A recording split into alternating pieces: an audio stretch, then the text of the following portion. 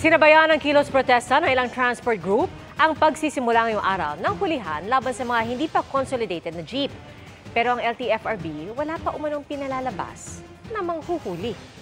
Nakatutok si Oscar Oida.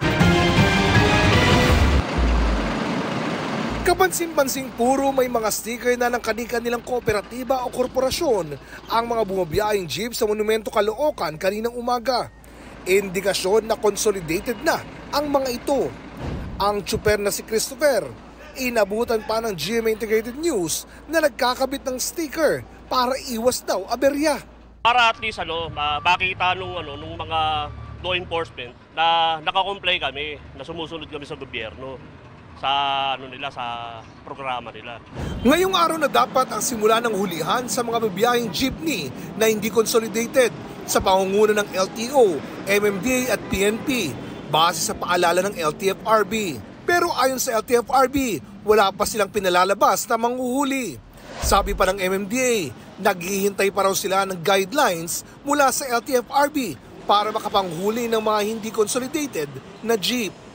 Paalala ng LTFRB sa lahat ng mga consolidated na jeepney, i-display ang kanilang mga dokumento sa dashboard o windshield para hindi na maabala. Ang mga hindi naman nakapag-consolidate, pinaalalahanan din ng DOTR na wag nang piliting bumiyahe.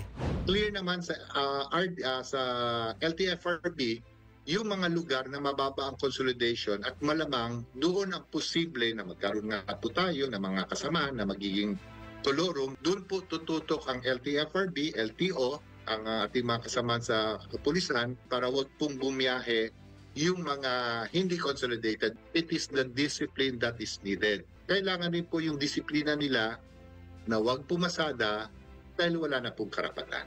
Pwede kasing mauwi sa isang buwang suspensyon ng driver, 50,000 pesos na multa sa operator, at posible pang ma-impound ng 30 araw ang sasakyan kapag nahuling lumalapag.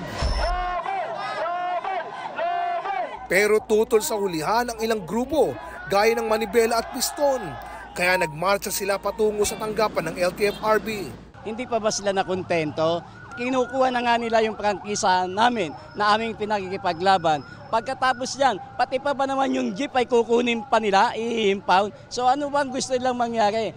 Hindi naman daw sila tutol sa modernisasyon, kundi sa proseso lang na gustong gawin kaugnay nito. Kaisa ng gobyerno ang Manibela, nga lamang ayaw natin na sinasakal tayo, ayaw natin na yung mga bibili nating mga sinasabi nilang modernong sasakyan ay galing China. Nang tanungin kung ano ang plano nila sa mga susunod na araw, nanindigan ng Manibela. Hindi namin ibibigay yung aming mga jeepney. May mga prangkisa kami, tanging ang Kongreso lamang ang pwedeng mag-revoke nito. Hinihintay pa namin ang tugon ng LTFRB tungkol dito. Para sa GMA Integrated News, Oscar Oida, nakatutok, 24 oras.